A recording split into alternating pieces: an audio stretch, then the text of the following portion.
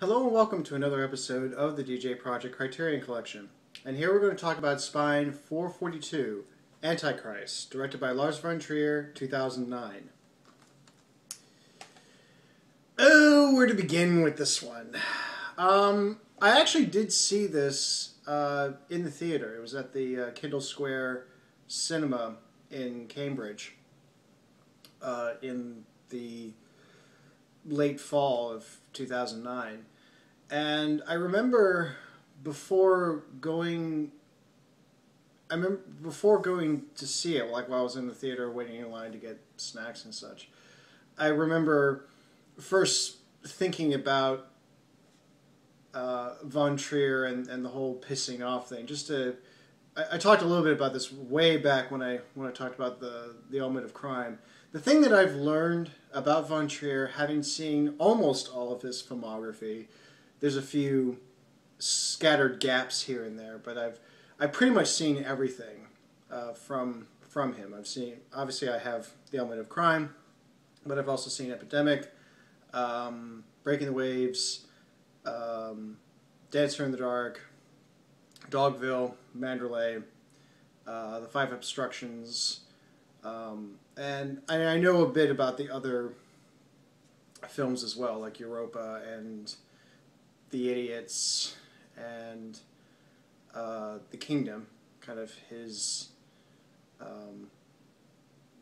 he's often compared with David Lynch, which is not entirely, that's not an apt comparison, but certainly in the dark imagery, the dark dreamlike imagery he exudes, and The Kingdom is kind of his Twin Peaks in that respect. So I definitely know the guy, and I've also seen Melancholia.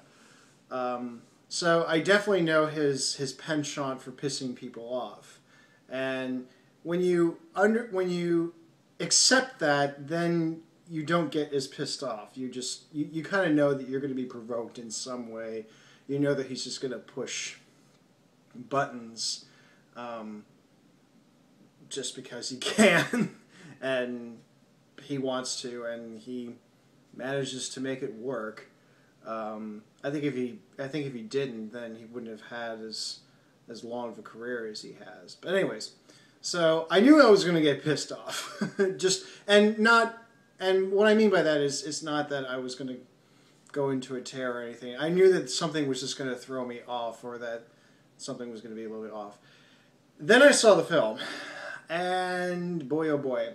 My first reaction out of the theater after I saw it was, this is psychological pornography. Okay, the film itself, it's, alright, in a nutshell, it's it's about this couple. They're never named. They're referred to as he and she, played by Willem Dafoe. So you go from Christ to Antichrist, and Charlotte Gainsbourg, respectively. And it starts with this prologue where, as they're making love, their young child steps out into the window and falls off and dies. And as a result, she is put into an intense amount of grief, and he is trying to console her because he's a therapist and tries to help her go through the grieving process. And then she reveals that her fear is with this cabin, that this retreat cabin that they have called Eden, and she's scared of it, and he helps her get over that, and then it just all very quickly devolves in a lot of other respects. This is not a film with a, this is not known for narrative. The narrative is very, very, very basic and not first and foremost. This is more about imagery and more about raw emotions. This was a film that came as a result of von Trier's own personal depression. And this is something that it wasn't a total surprise that he would have this kind of episode, because I knew that he was famous for having lots of various anxieties and phobias.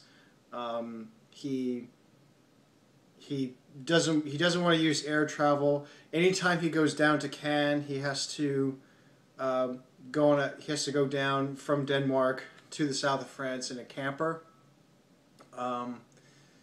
And so I knew that he always had that tendency, but this particular period, it must have been really, really hard. And he has talked about it, and others who have worked with him on this film have talked about that he was, not in the best mental shape to do anything. He was still kind of raw about things.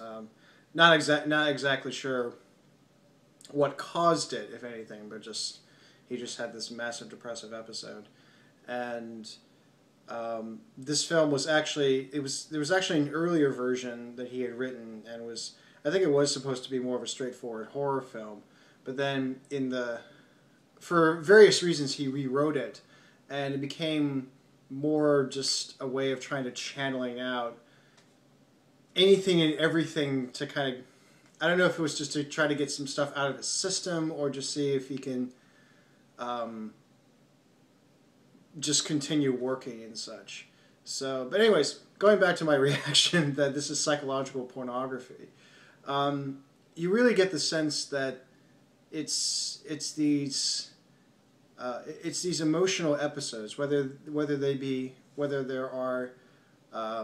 it's banter and verbal exchanges.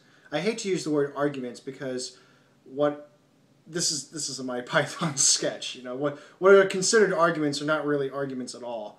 But banter and verbal exchange, whether it's banter, verbal exchanges, or various physical acts that owe a lot to horror, and particularly with Japanese horror films like The Ring and Tashi Miike's films like Audition and so on.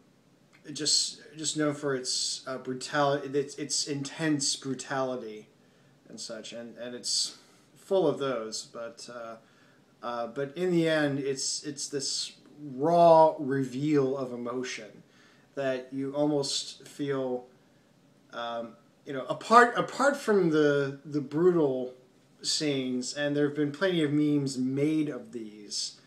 So I won't get too much in that, but whether it be the obvious visual images or the exchanges that are made, or the revelations that are made by both he and she,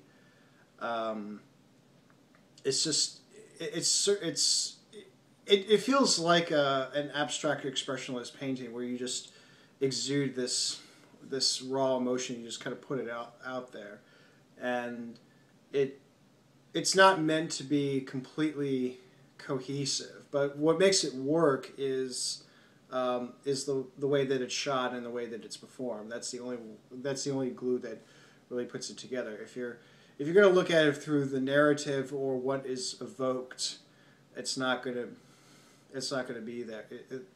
It starts to fall apart or not really come together and such. So, yeah, this is not a film that you just ordinarily you really have to kind of be in a mood for it, and I don't even know if it's best to be in a depressing mood. I think probably the last thing you want is to watch, is if you're in a depression yourself, to watch something that is intensely depressing. And the funny thing was that when I saw it in the theater, I had my own depression episode, not as full blown as von Trier's was, and it was more. A lot of it was driven by circumstance rather than anything physical or neurological. but yeah, it was it. But I think it's also one of those films where you kind of you probably only need to see it once. So why do I have this? Because it's there, and well, yeah, because it's there. Also, the supplements, you get a little window into how Lars worked in this particular film, and it's sort of a reaffirmation. This is actually something that I do like about the film. I mean, as much as one can like this, in the context of von Trier's filmography, this film and then the other two, which constitute what is now officially called the trilogy of depression, Melancholia and then Nymphomania. It's a fusion of two different styles that von Trier is known for. The one that he is the most well known for is the loose filming style, where it's handheld cameras. It has the feeling of improvisation, evoking Cassavetes in some respects. There's that style, and then there's the other where it's deliberate and it's composed and intensely stylized, like you see in Europa and The Element of Crime. And I feel that these films are a fusion of those two, where he continues to do what he did in the 90s, and bringing back that heavy-handed stylized phase that he did in the 80s when he started out. So I thought it was interesting to see a return on the stylized portions. It was interesting to see him return to that after seeing a lot of largely handheld camera work. Dogville and Manderley, yes, there were constructed sets, and yes, there was a form to it, but it's still dependent on a lot of looseness and stuff. But here, you have the camera finally locked down, and there's lots of slow motion in it, and a lot of the shots or the types of shots reminded me of The Element of Crime. So it was interesting in the context of von Trier's career to have that return. So yeah. I'll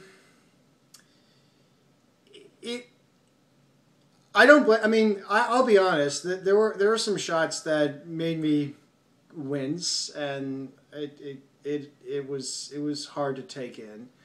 But I think by the end of it, I think I was still like, ugh. But at the same time, I appreciated.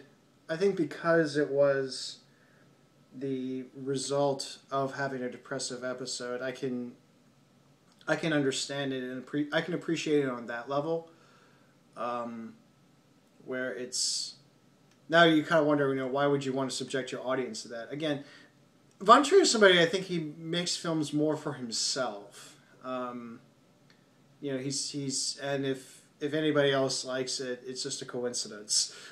It's not his intention. In fact, he likes having those provocations and finding every which way to piss somebody off. So if you're used to that, then or if you're used to that from Trier, this really is not a surprise. I guess the only surprise is that what buttons he's good at, what set of buttons he's going to push now. So yeah. I don't know if this is a film I could really recommend in good conscience.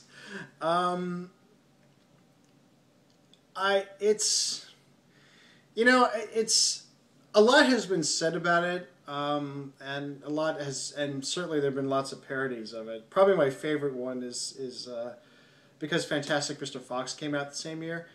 There was a poster that was made. And there wasn't a lot of alterations over it, I don't think, but it was the Fantastic Mr. Fox, and the tagline was changed to "Chaos Reigns."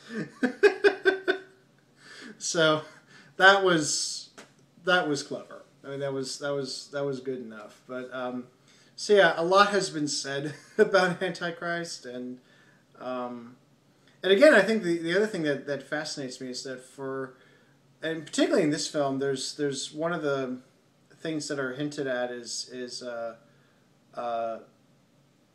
she Charlotte Gainsbourg's character, she is working on a thesis about they call it gynocide, which is okay. It's an understandable word, but another way to think of it is really extreme and intense misogyny. And she's working on this thesis, and she, in her findings, in reading all these various misogynistic statements about how women are awful, and she actually accepts it as true that women are inherently evil. But it also doesn't excuse he is. I mean, both of them are do some atrocious things to themselves and each other. So there's not any one, no one comes out really good. Another thing that made me, I don't want to spend too much time on this, I guess, but another thing that came to mind is how very Manichaean the whole thing feels, where it's the material is inherently evil, the creation is inherently evil, and in fact this was one of the reasons why the script was heavily rewritten, was because his executive producer Peter Jensen and co-owner of Xenotrope Entertainments, he accidentally revealed what the big revelation of the film was supposed to be, was that the earth was created not by God but by Satan. And that's a very Gnostic idea, a very Manichaean idea of that, that creation is the result of not a benevolent God but of a demiurge, someone who has godlike powers but is for ill. And I mean, it is what it is. That is kind of what I mean. To try to put some kind of logic into it, or to put some, I mean, it goes into all these different places. But I think it. But again, what makes it work is that there is this emotional core that ties all these desperate little things together, which is this depression. And not specifically von Trier's depression, although certainly that helped fuel the creation of it, but just depression in general. And when you're in that state, things you can accept anything as long as it justifies your emotional state, and you go all these different places, all in the name of justifying the emotional state that you're in. So that's what makes it work, and there's no getting around it. It's disturbing as all hell, but yeah, what more do I want to say about it? But I think that's enough. Antichrist, and until next time, take care.